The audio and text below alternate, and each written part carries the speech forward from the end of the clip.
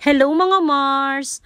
At sa video na ito ay magsishare ako ng aking mga recipe na madalas kong nilulutong ulam dito sa aming karinderya. Ang lahat ng paraan ng pagluluto na ginawa ko rito ay pangkarinderya style po. At normal lang na kapag sinabi mong pangkarinderya, halos talaga lahat ng ulam na luto rito ay masarsa. Yun kasi yung pinakagusto ng customer. At sa video na ito ay papakita ko sa inyo kung paano ko niluluto itong aking paninda na apretadang manok dito sa aming kainan. Kung paano ko ito niluto ay ayon lamang po sa aking sariling pamamaraan. Nagpainit na ng mantika sa kawali at naglagay na nga rito ng sibuyas at ng bawang. Gisahin lamang ito hanggang sa mag golden brown at maglalagay naman ako rito ng tomato paste. Nang magisa yung tomato paste ay nilagay ko na itong 2 kilo na mga nakahiwa na manok. Naglagay lang ako rito ng pamintang powder, haluin ng mabuti, tatakpan hanggang sa lumabas yung pinakatubig ng manok. Maglalagay ako ng suka at ng toyo, tatakpan ko ito hanggang sa kumulo. At nang mapakuluan ng mabuti yung manok ay maglalagay na ako rito ng mga hiniwang gulay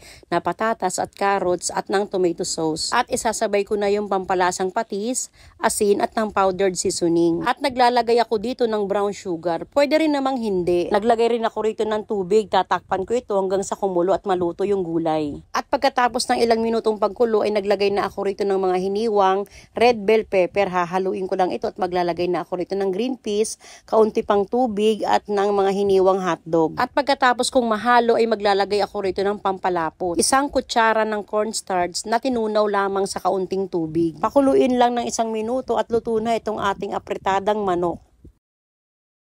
At dito naman sa video ko na ito ay tuturo ko sa inyo kung paano ko niluluto itong aking tokwat baboy na paninda dito sa aming kainan. Sa recipe na ito ay gumamit ako ng 2 kilo ng kasim ng baboy at 10 piraso ng tokwa na hiniwa ng pakwadrado at pinirito. At eto na yung naluto na tokwat baboy. At uumpisahan na natin ang pagluluto sa aking version na tokwat baboy. Nagpainit na ng mantika sa kawali, naglagay ng sibuyas at ng bawang, gisahin ito hanggang sa mag golden brown at ilalagay ko na itong pinakuluan at pinalambot na karning baboy para mas mabilis itong maluto. Naglagay lamang ako rito ng maliit na lata na liver spread, black beans, pamintang durog, pamintang powder, at ng toyo at suka. Dahon ng laurel at tatakpan ko ito hanggang sa kumulo ng ilang minuto. At pagkatapos ng ilang minutong pagkulo ay hahaluin ko lang ito at magdadagdag ako rito ng kaunting tubig. Yung dami ng tubig na nilagay ko ay pantay lamang dito sa karne. At naglagay na din ako ng kaunting asin, 1 kutsaritang powdered seasoning at ng brown sugar. Kayo na lang yung mag-adjust ng pinakalasa na gusto ninyo. Itong akin kasi, mas gusto ko yung kombinasyon ng konting alat,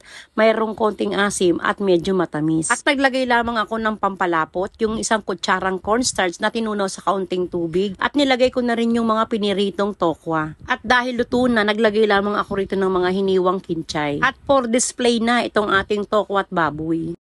At ito naman yung aking paraan ng pagluluto sa aking panindang bopis. Kapag sinabi pong bopis, ay lamang loob po ito ng baboy. Ito yung part ng baga ng baboy. Nakabili nga si Mister ng 1 kilo at kalahati na pambopis. Ang ginawa ko dito ay hinugasan kong mabuti at pinakuluan ko sa tubig na may konting suka. At ito naman yung naluto na bopis. At umpisahan na natin ang pagluluto. Nagisa lamang ako rito ng sibuyas at ng bawang. At etong bopis na aking pinakuluan kanina. Naglagay lang din ako ng pamintang powder at ng durog, toyo, suka at ng oyster sauce. At pagkatapos tatakpan ko lang ito at kukuluin bago ito haluin. At dito nga ay pwede nang haluin itong bopis kaya maglalagay na ako rito ng mga nakahiwa na labanos at yung carrots. Yung pinakahiwa ng gulay natin dito ay maliliit lang na kwadrado. At maglalagay naman ako rito ng pampakulay na atswete, pampalasang asin, powdered seasoning at ng pamintang powder. Etong paraan ko ng pagluluto sa bopis ay paninda ko sa aming karinderya. Naglagay lang ako rito ng kaunting tubig para maluto yung gulay na nilagay ko, takpan at lutuin lang ito ng mga 3 minuto pa. At pagkatapos ng 3 minuto ay maglalagay na ako rito ng mga hiniwang siling berde, malaking siling pula at yung labuyo. Nag-add pa ako rito ng pangkulay na atswete para mas maganda yung kulay ng ating bopis. Niluto ko pa ng mga 2 minuto at dito nga ay luto na itong panindang bopis.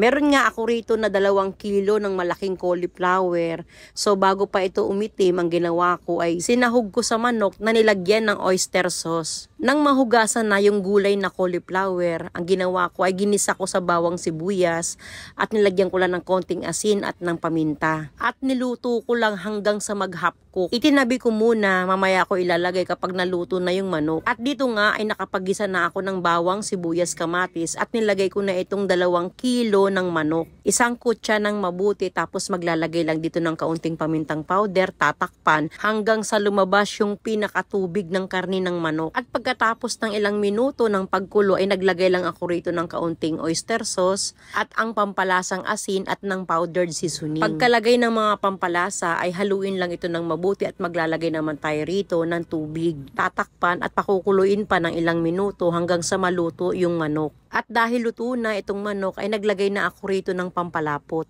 Isang kutsara ng cornstarch na tinunaw sa kaunting tubig. At yung una kong niluto kanina na cauliflower ay nilagay ko na din. At pinakulo ko lang ito ng 1 minuto pa. At dito ay luto na itong napakasarap na ulam. Sa palagay mo Mars, anong itatawag natin na pangalan sa reseping ito?